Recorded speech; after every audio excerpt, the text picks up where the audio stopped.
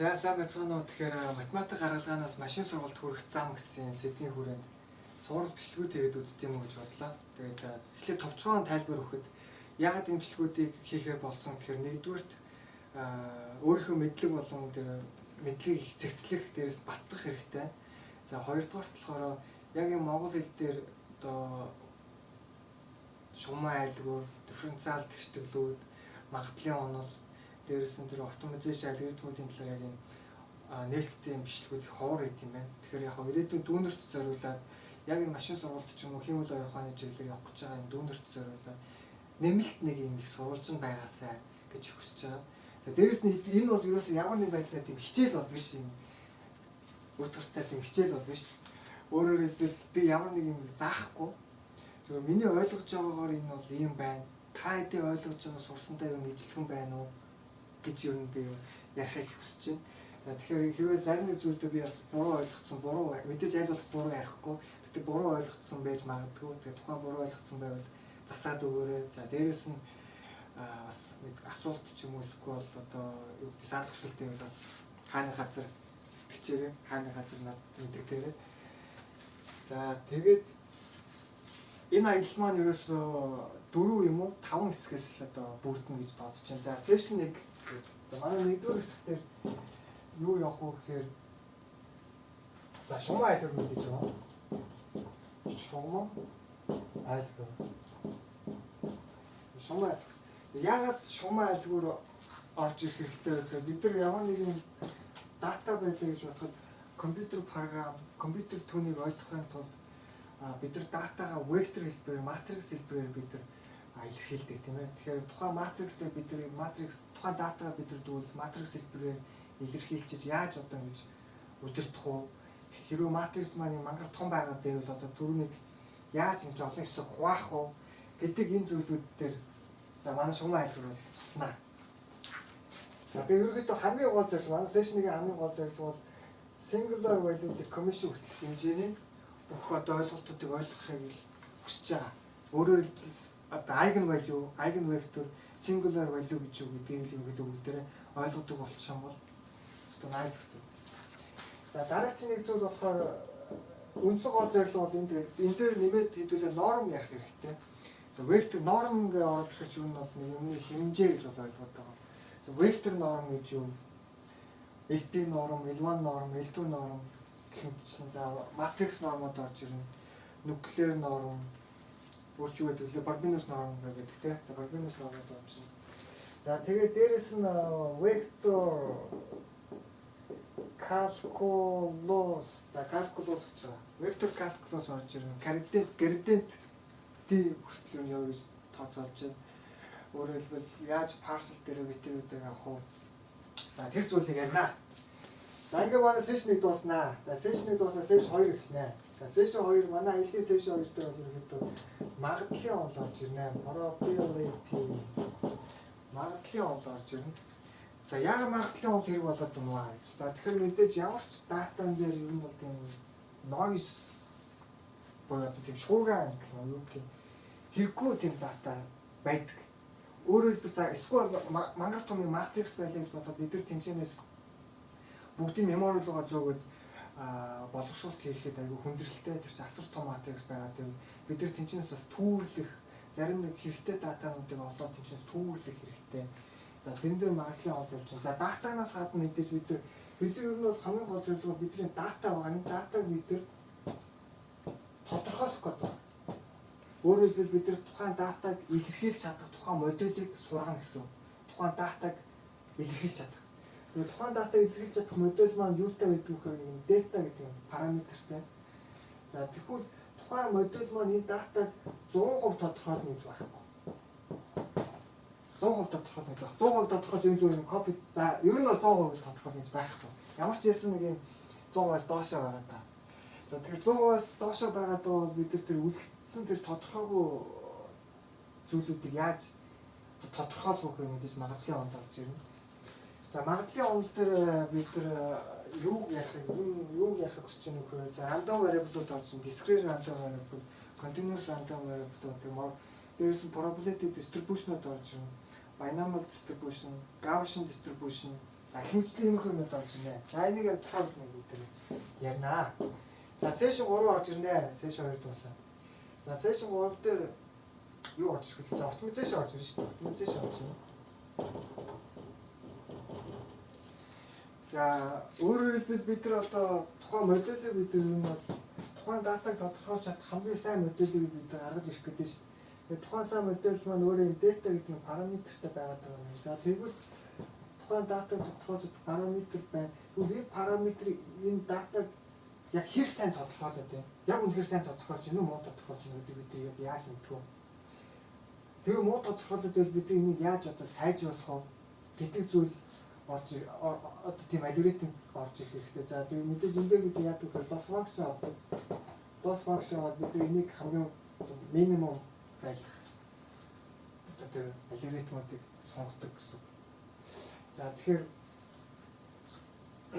мэдээж оптимизашн бол энэ тухайн датаг илүү сайн тодорхойлох. Ерөнхийдөө машин лернингийг бүдүүлгээр хэлэх юм бол ерөөсөө оптимизашн програм гэж барах хэлж болох гэдэг. За оптимизашн програмуудыг бид ингээд юу сурах уу, юу ярих уу гэхэд хамгийн түгээмэл хамгийн одоо сүүлийн үед нэлээд ашиглагдаж байгаа тэр түгээмэл оптимизашн алгоритмуудыг ярих гэж бодож байна. Өөрөөр хэлбэл жишээлбэл одоо gradient descent түүний дараачийн үйлдвэрүүд за тэгээд convex problem, optimization проблемууд гэдэг чинь эдгээр зүйлүүдийг ярив. Тухайн session дээр бүгд дээр яриа явчих. За ингээ манай session 3 дуусаад даашаа явчих. Session 4 орж ирнэ. За session 4 дээр ерөөхдөө суур basic маш энгийн одоо машин learning-ийн талаар хэдүүлээ ярилцъя. Бүх юмыг бол ярьж чадахгүй, юугаас мэдэхгүй бас. За тийм учраас бүгдээ суур зүйлүүдийг нь ярилцъя. Өөрөөр хэлбэл бид нар машин basic машин методууд байна. За аргууд байна. Supervised machine learning, unsupervised machine learning. За дээрээс нь энэ хоёр бол хамгийн гол том. За магадгүй self-supervised гэж бас байдаг. За тэднийг бүгдээ хэрэгжүүлж үзье, яриахгүйгээр шууд хийж үзье. За Python ашиглаад хэдүүлээ бас яг хийгээд энэ математик сурсан математикийг ашиглаад одоо тухайн машин лернингийн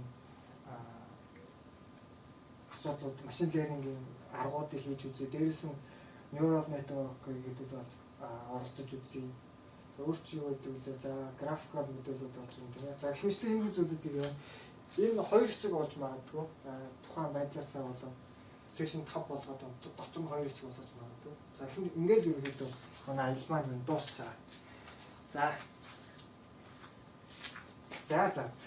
ерөнхийдөө өдөртгөл хэсэг бол ингээд дуусчихаа. За өдөр одоо шууд олон юм яахгүй шууд эхлэе. Шууд эхлэе явъя.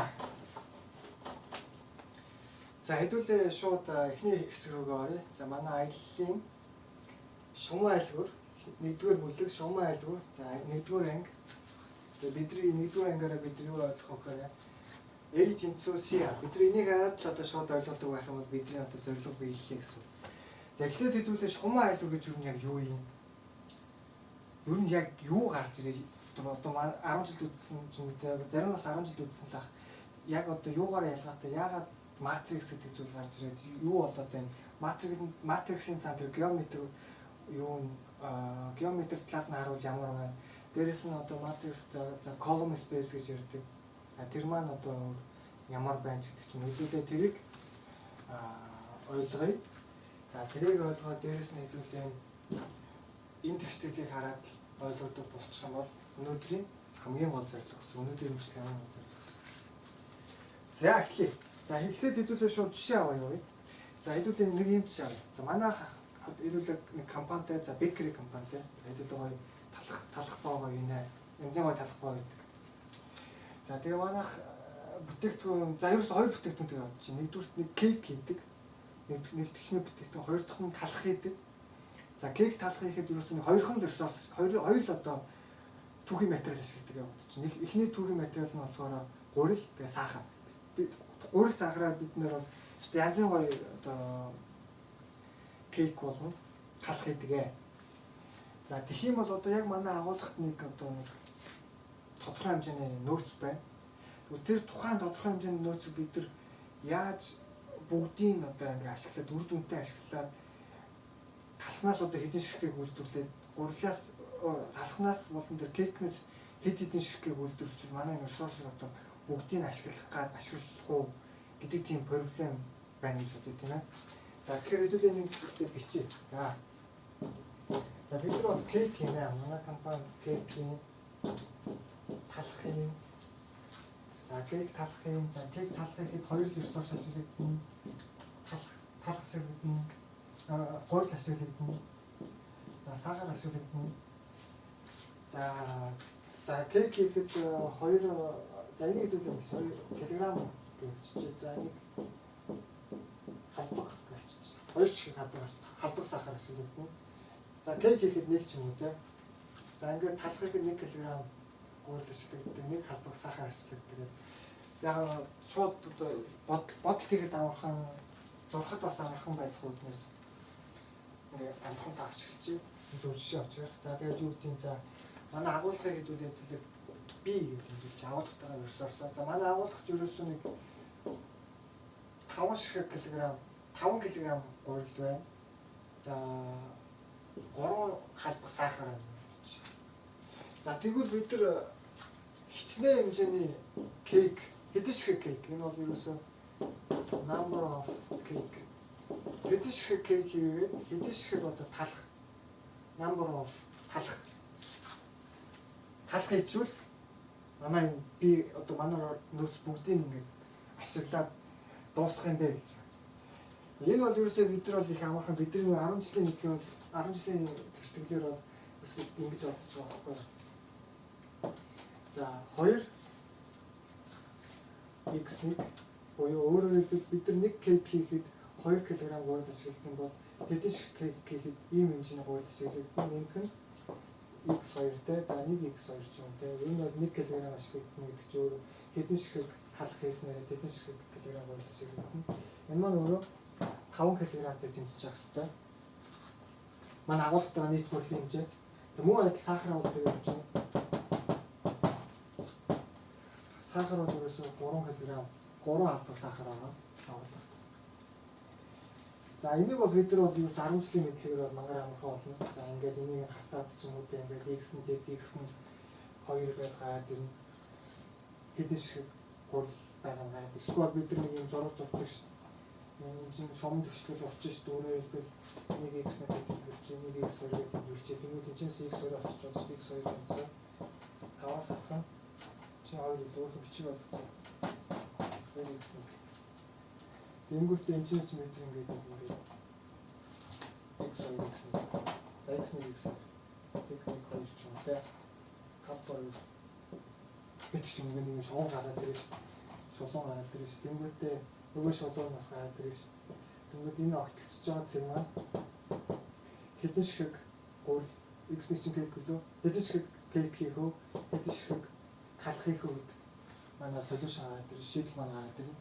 Тэгээ энэ бол яг хөө манай 10 жилийн сайхан 10 жилийн бидний одоо ойлгосон зүйл. За ингэж явж болох юм байна. Тэгвэл одоо шугамын айлгуурыг хэдүүлээ харъя. Баярлалаа. За шугамын айлгуураа за шууд энэ дээр нь бичиж болох юм байна дөө. Хэдүүлээ ингэж за шугамын айлгуурал матрицээр гэдэг үг. За ингээд бичиж. За хоёр талд нь нэг дөрвөлжин хаац тавьчих. За энийг ингээд тавьчих. Энийг вектор болгочих.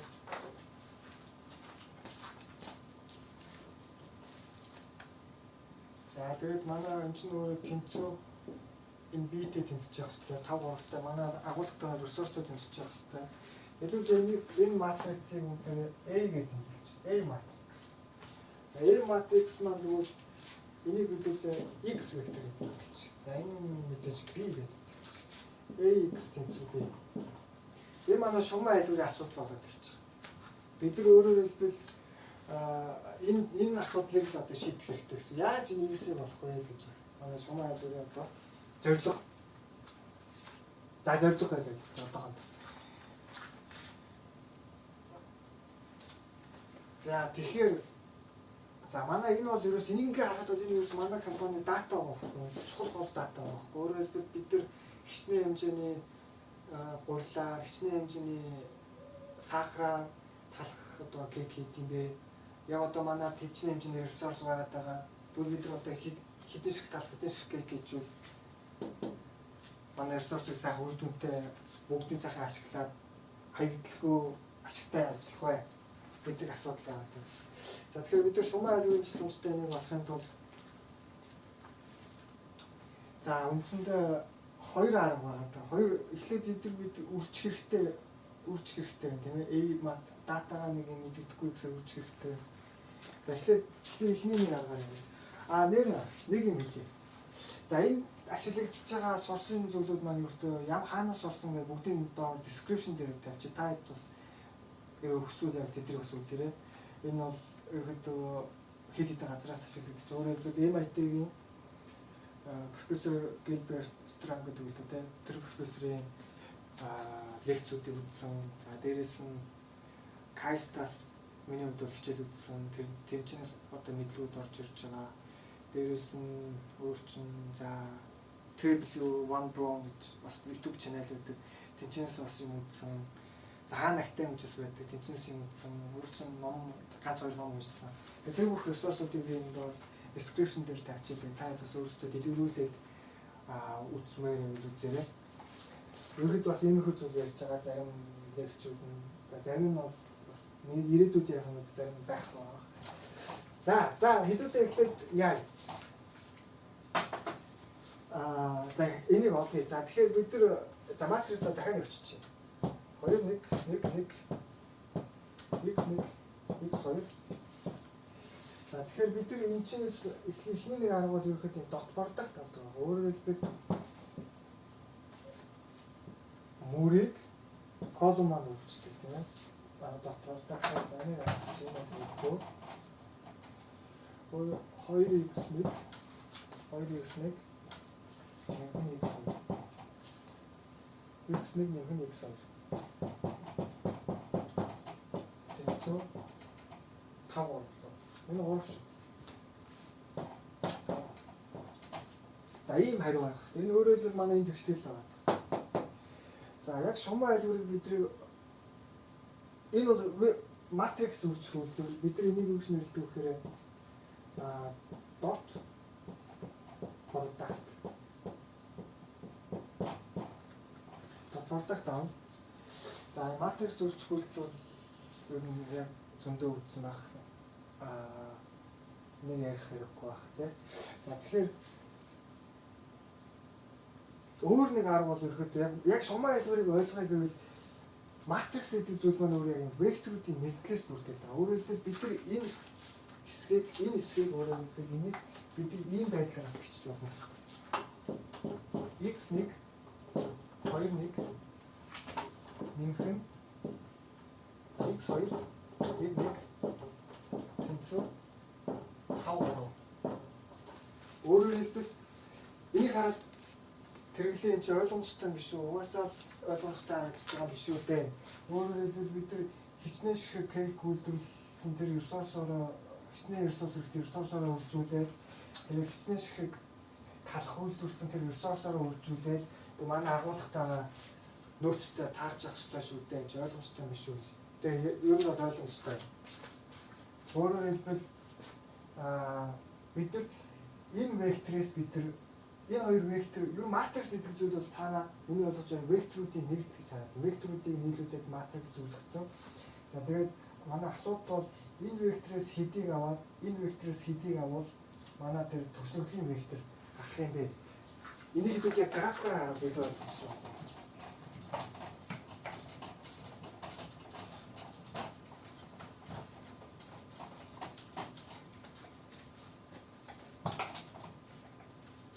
За 5 орлоо. 1 2 3 4 5. Хамгийн их 3 байна. Өөрөөр хэлбэл машин юу гэж тэгэхээр за 1 2 3 4 5. За хэдүүлээ тэгээд хинийх нь 2 1 байна тий. За 2 1 нэг вектор нэг иймэрхүү вектор гарч ирж байна. Энийг хэдүүл ингээд нэрлэж. За v вектор W вектор, V вектор юм. За энэ бол W гэсэн үг байна. За дараачих нь нэг. Энэ бол V вектор. За тэгэнгүүт 5 3 5 5 энэ нэг юм хөдөлгөөн гарч ирэх хэрэгтэй даа. Энэ манай соли одоо агуулгатай юм байна. За тэгэхээр шумаа айлг гэдэг зүйл бол өөрөөр хэлбэл V гэдэг вектор, W гэдэг вектор энэ хоёрын комбинацуудаа яаж бид нар энэ B-г олох юм бэ гэсэн үг. Энэ хоёрын комбинацуудаар яаж B болох вэ? Өөрөөр хэлбэл юу нь бол векторыг хаанаас эхэлж болно шүү дээ. Заавал энэ тэгээс эхлэх үү зүгээр яг тэгээс эхлүүлээд зорцсон байна. Өөрөөр хэлбэл бид нар за жишээлбэл бид нар энэ W-аас 2-ыг авъя гэдэг маань 2 дахиад дээш урт болно гэсэн үг чинь 1 2 явна гэдэг чинь энэ дээр очих гэсэн үг 2 4 дээр очиод яг үргэлжлээд дахиад урт болно. Тэнгүүтээ энэ чинь 1 1 гэхээр энэ векторыг энэ дээр одоо нэмчих юмгууд энэ арга гэж байгаа байхгүй. Өөрөөр хэлбэл бид нар 2 шиг дагуулж байгаа юм 1 шиг V гэсэн би арга гэж байгаа байхгүй. Тэгэхээр энэ хоёрын комбинацуудаар нийлүүлээд бид нар яаж B-г олох вэ? Энэ хоёрын комбинацууд өөрөөр хэлбэл linear combination гэж нэрлэдэг та. Шуман одоо комбинац. Энэ бол манай асуудлын хариулт гэсэн. Бид энэ векторыг олно гэсэн. Тэгвэл нэг сонирхолтой асуулт гарч ирнэ. За одоо манай агуулгад ерөөсөө 5 кг хүрэл 3 алх сахар байгаа юм байна. Хэрвээ ямар ч хичнээн хэмжээний ресурсээс хамаагүй бид нар юу олж чадах юм уу? Ямар ч ресурсээс бид нар юу x1 x2 болж чадах уу? Ер нь яг ямар нөхцөлд манай x1 x2 ер нь одоо солиушнгүй шийдэлгүй байх юм гэдгийг бид ер нь яг яаж мэдэх юм бэ гэж. Өөрөөр хэлбэл дахиад энэ асуултыг өөрөөр асуувал энэ хоёр векторын тусламжтай бид нар энэ векторыг гаргаж чадах уу? Ийшээ вектор гаргаж чадах уу? Эсвэл бүр энэ хасруу вектор гаргаж чадах уу? Ийшээ вектор гаргаж чадах уу? гэдэг асуулт гэсэн. Энэ манай агуулгатай ресурс маань болж байгаа юм. Бүр эсрэгээрээ юу гэдэг яг энэ дотроо ингэж гаргаж чадах уу гэдэг юм.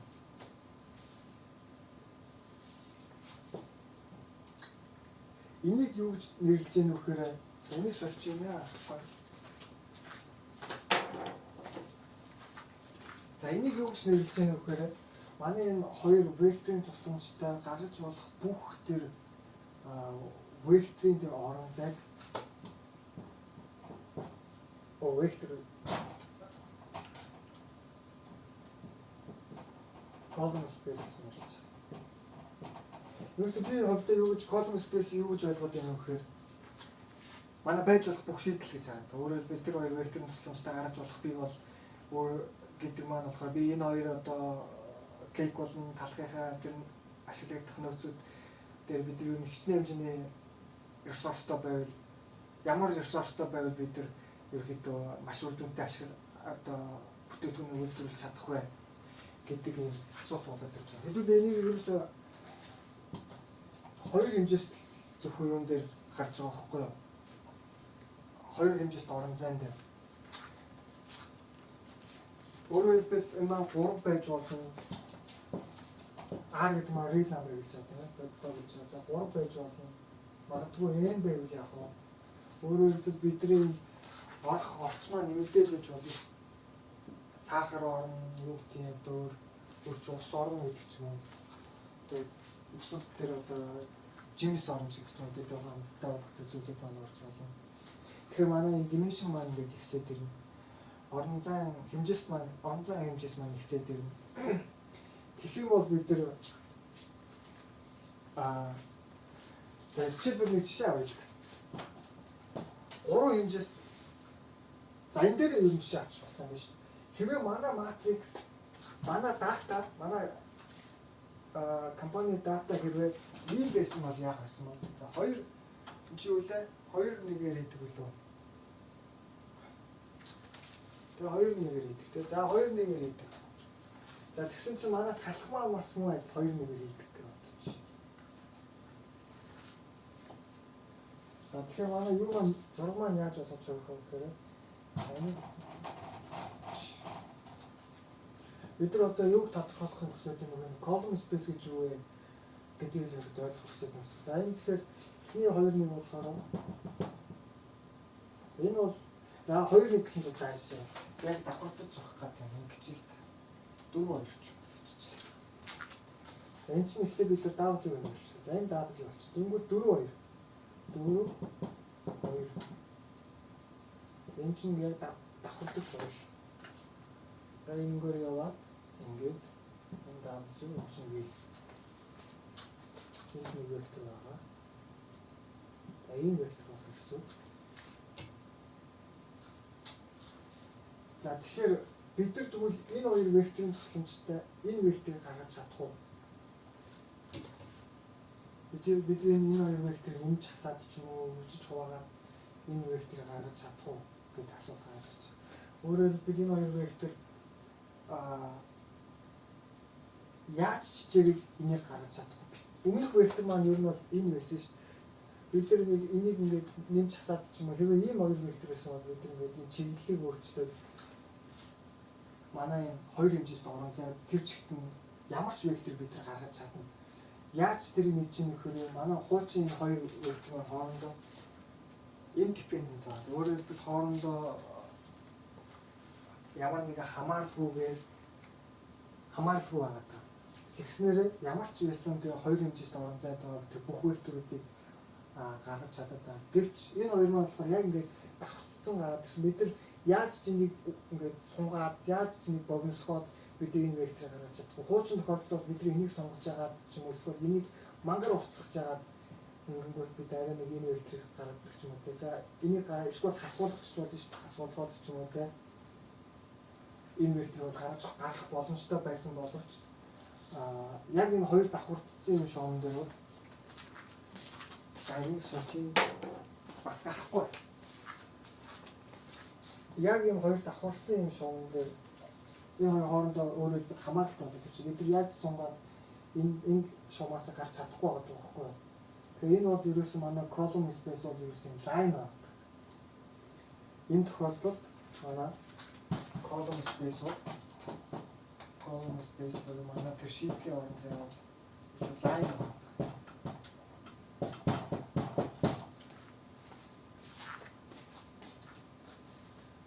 Өөрөөр хэлбэл бид нар энэ чинь л ерөөсөө ресурсаа гаргаж тавихгүй бол бид ийм хэрвээ манай энэ юм бол ийм ресурстай болчихвол бид нар ямар нэг байдлаар хаягдл гарч ирнэ гэсэн. Манай компани хийсэн одоо нөөц байгаа бол бид нар ямар нэг байдлаар хаягдл ч юм уу тааш үлдэгдэл гарч ирнэ гэсэн. Тэгэхээр бид нар ресурс ерөөсөө энэ зэг дээр баялах хэрэгтэй болчихж байна гэсэн үг яг ийм байсан бол. Өөрөөр хэлбэл бид нар талх ихэд 4 кг гуйл 2 шиг 2 халбар сахар хийдэг байсан бол бид нар ерөөсөө инженеэр гаргаж тавихгүй бол үлдэгдэл гарнаа гэсэн. Тэр ийм ресурстай байгаа. За тэгэхээр өөрөөр хэлбэл бид нар энэ column space гэдэг зүйл бол манай шийдлийн тэр дүүргэж байгаа орон зай гэж би болоод одоо өөрөөр хэлбэл бид нар R3 space тэрийг бид нар ярих юм бол манай column space юу байж болох вэ гэхээр column space юу байж болох вэ? R3-ыг тэр чигтэн дүүргэж болно. Өөрөөр хэлбэл 3 вектор маань бүгдээрнгийн дүүргэж болно.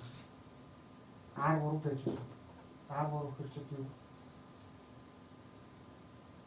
за юм юу ч нэрэлдэг үлээ тэр чинь марцлаа. За яг нь ер нь бол санаа бол R2 тэр чигтэн дүүргэж болно. За эсвэл энэ R2 юм плейн гэж хатгаа юм зөв X хэрэгтэй гэхдээ яг ийм хатгаа байж болно. Эсвэл наашаа гараад чинь 3 хэмжээст орон зай тэр чигтэн дүүргэдэг гэж болно. За эсвэл зур дан шулуун байж болно. Эсвэл хамгийн сүүлийн үндийн тохиолдолд 0 вектор гэж болно.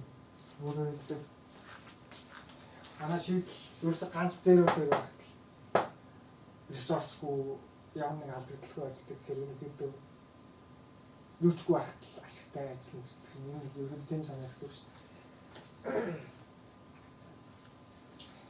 За тэгэхээр ийм ярьсан. Column space маань ийм гэсэн үг. За бид нар шугам айлуу гэдэг бол за нэг багцлаад яри шугам айлуу гэдэг бол векторуудын комбинашн гэж ойлгож байна. За тухайн векторуудын комбинашнуудыг бид нар яаж бий гэдэг нөхрийг бидний эцсийн хариултаа олох юм бэ гэдэг асуулт гэсэн. Өөрөөр хэлбэл бид энэ маань өөрөө хэмжээс маань мэдээж яг датан дээр маш их хэмжээний хэмжээстэй болоод ирнэ. Өдөрт олон хэмжээстэй датан дээр бид нар төсөөлөхөд хэцүү. Гэхдээ яг бид энэ хоёр хэмжээстэй бидний өөрсдөө төсөөлж чадах энэгээр ингэж геометрийн зүйлээр хараад бид нар ямар ч сан за нэг иймэрхүү манай солиушн бол нэг за ийм хавцаа энэ хавцаа юу гэдэг манай шийдэх байгаа юм байна шүү. Энэ тэгвэл бид нар энэчнээсээ хайх нь эсвэл манай шийдэлгүй байж болно. Шийдэлгүй бол бид тэр бас мэдэх хэрэгтэй шүү дээ. Хэрвээ юм шийдэлгүй байгаа тийм юу байгаа гэдэг олох хэрэгтэй. За энэ дээр л ерөөдөө шугам айлуу гэдэг зүйл туслаад байгаа болоо даа гэж ойлгоод байгаа. За дараагийн сэдв нь юу вэ гэж бодлоо. За яаж нэ. Тийм.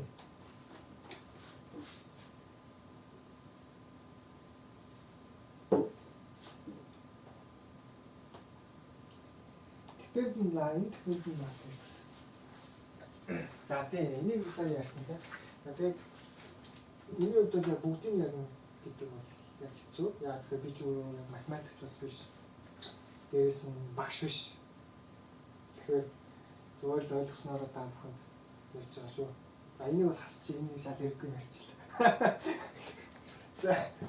За энэ тэгэхээр энэ тэгэхээр ерөөсөө өөрөөр хэлбэл энэ хоёр хэмжээст орон зайн дээр лайн болгож байгаа. Тэгэхээр энэ хоёр маань өөрөө dependent байна. Хоорондоо хамааралтай энэ нөхөр ямар ч контрибьюшн байхгүй. Бид нар ер нь бол ингэж үйлдвэрлэж бид нар ерөөсөө талхаа үйлдвэрлэхээ болоод кекээр хамгийн ашигтай байдлаар үйлдвэрлэж болох гэдэг байхгүй. Яагаад гэвэл бид хоёр кек үйлдвэрлэсэн маань нэг талхтай тэнцээд байна шүү. Тэгэхээр бидний зорилго бол ресурс бүгдийг яг дуустал нь сайхан бүгдийг ашиглаад ямар нэгэн гарцгүй ингээд хаягдлгүй бүх ресурс ашиглах зорилготой байгаа байхгүй. Тэгэхээр энэ бол тэгэхээр бид энийг үйлдвэрлээд энэ ямар ч контрибьюшн байхгүй энэ хүмүүсээ болчихсон. Энэ бол ингээд dependent matrix байна. За харин манай яг анхны жишээ бол ерөөсөө independent байгаа. Энэ бол independent. Independent байгаа учраас бид энэ хоёрын тусламжтайгаар бид ер нь бол харсан ямар ч юм бол хоёр хэмжээст орон зайн дээр бид ямар ч векторыг гаргаж авч чадна юм хоёр. За тэгэхээр за ийм байгаад байгаа. За тэгэхээр independent дээр нэг гол зүйл маань юу байдаг вэ гэхээр за inverse matrix мэдээж matrix маань квадрат байх хэрэгтэй. За тэгээ square matrix inverse matrix гэдэг зүйл гарч ирдэг. За энэ маань identity matrix-тэй тэнцдэг байгаа. За энийг та бүхэн өөрсдөө бас дэлгэрүүлээ та.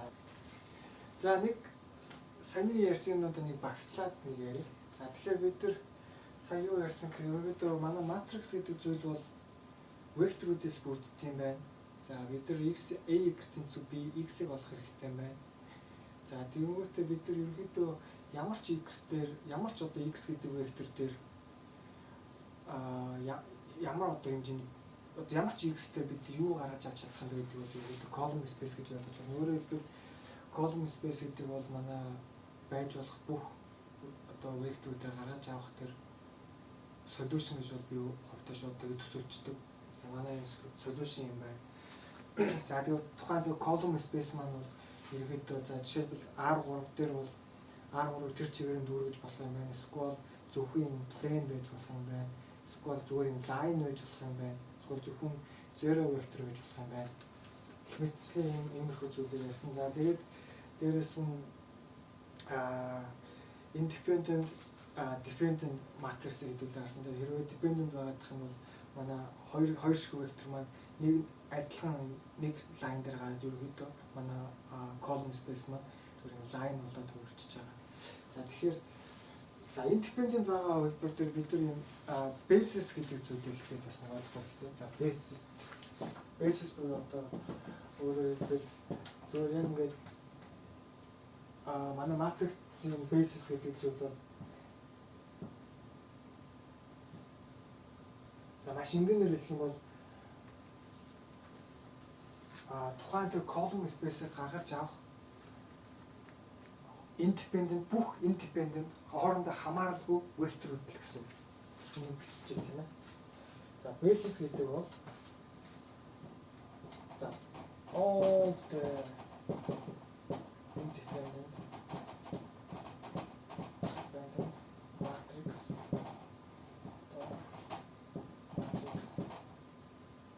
independent vectors of matrix гэж бол ойлгодог.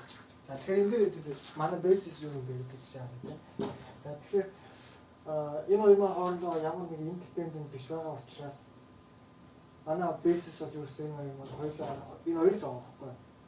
Саяны жишээнд авах юм бол за хуучин dependent жишээнд авах юм бол бид нар энийг хоёроор үржүүлчихвэл бид энийг авчиж байгаа байхгүй. Тэгэхээр манай basis бол ерөөсөө за бид за basis C гэдэг юм чи тээ.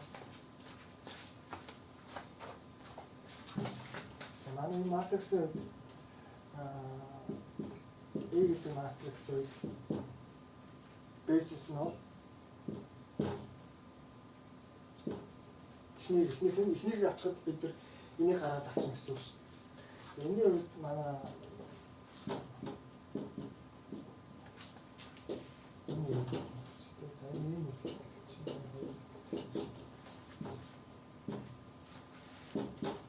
энэ basis маань болохоор 2-1. За тэгэхээр манай basis гэдэг маань юу вэ? Тухайн column space-ийн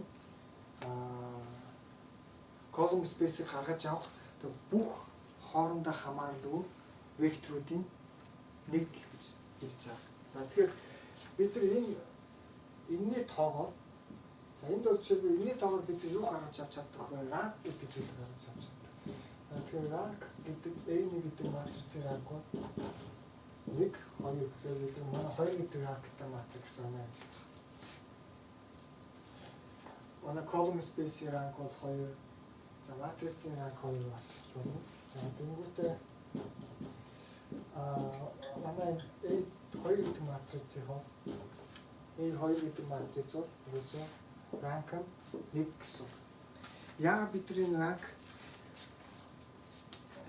rank гэдэг зүйл ер нь бид rank ер нь бид юу хэлээд байна вэ гэхээр бид нар яг ингээд юу харж чадна гэсэн бидний одоо independent vector хичнээн ширхэг байгаа. Одоо манай matrix маань ямар бүтцтэй вэ? Тэгээ манай тэгвэл хичнээн ширхэг одоо хооронд хамааралгүй векторууд байна. Тэгэх юм бол манай тухайн solution маань одоо column space маань өөрөлдвөл column space маань аль одоо хичнээн хэмжээний хооронд яг hyperplane байна уу, эсвэл plane байна уу, тэ уран хэмжээтэй төр чигээр төлхүүнээр дүүргэж байна уу, зүгээр л айн байна уу гэдгийг бид нар том зургаар ингээ харах боломжтой болдог гэж байна. Энэ бол яг маш энгийн хэдүүлэн matrix хараад байгаа учраас магадгүй амархан байж магадгүй. Яг ингээд олон хэмжээст магадгүй 10 хэмжээст 20 хэмжээст орон зайн дээр бид нар бодолт хийгээд эхлэхээр бид нар төсөөлж чадахгүй байгаа. Тэгэхээр төсөөлж чадахгүй бол бид нар 2-3 хэмжээс дээр төсөөлсөн шиг л ерөөдөө төсөөлөл хийгээд за тэгээ ранк харж за ерөөдөө манай шийдэл бол энэ хавцаа байгаад байгаа байна гэдгийг бид нар мэдэх боломжтой болоод ирж байгаа гэсэн. За дараагийн нэг ярих зүйл бол total independent columns. За ерөнхийдөө хэдүүлээ хамгийн гол өнөөдрийн яах гэдэг гол зүйлүүд дээр яриа. Хэдүүлээ нэг жишээ авч. Тэгээ яхасан.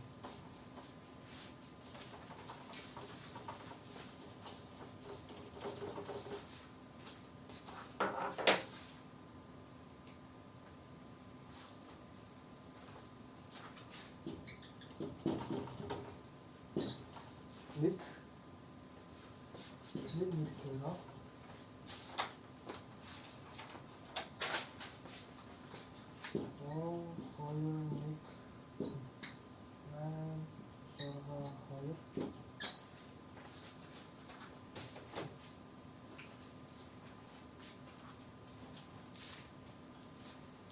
За нэг жишээ авъя.